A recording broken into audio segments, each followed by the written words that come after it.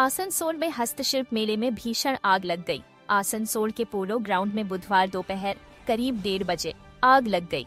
कुछ व्यापारियों का कहना है कि आग में 6 दुकानें जल गई हैं। आशंका है कि नुकसान और बढ़ सकता है। जिस इलाके में आज आग लगी वहां भोजनालय और लकड़ी के फर्नीचर की दुकानें हैं। ज्वलनशील पदार्थ होने के कारण आग तेजी से फैल गई। कुछ व्यापारियों ने शिकायत की कि सूचना देने के बावजूद फायर ब्रिगेड देर से आई। फिलहाल दमकल की कई गाड़ियां आग बुझाने का काम कर रही है।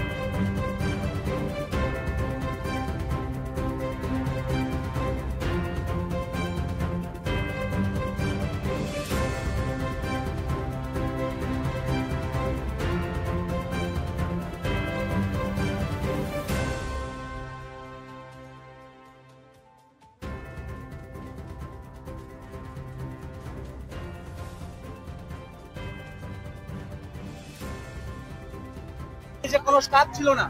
আমরা বারবার ফোন করছি, তারা ধরছে না। ফায়ার অফিস ধরছে না। এখানে বারবার সব খাবারের স্টল পারমিশন হয় না মেলার ভিতরে। এখানে খাবারের স্টল দেদারে আগুন জ্বালাচ্ছে, আগুন জ্বালিয়ে রান্না করছে। আমরা কি করে? আমাদের লাখ লাখ টাকার জিনিস চলে গেছে।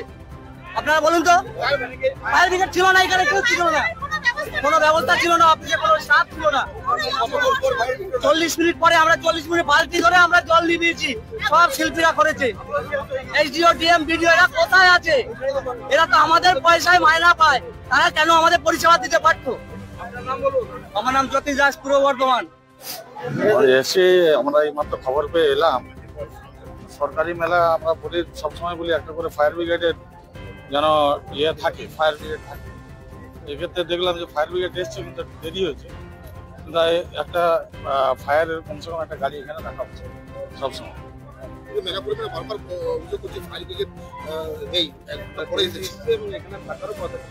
না, আমরা সবসময় এক্সট্রা স্ট্যান্ড বাইয়ের জন্য বলে থাকি, যেমন পুলিশ সঙ্গে একটা থাকেই।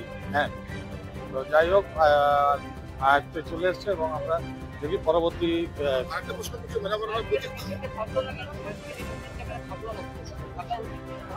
আমরা বারবার লিখিত অভিযোগ লিখিতভাবে জানিয়েছিলাম যে একটা ফায়ার ব্রিগেডের সবসময় ইয়ে দেওয়ার জন্য বলেছিলাম। তো পরে আমরা ইনকোয়ারি করে দেখছি কার গাফিলতি থেকে যাবে।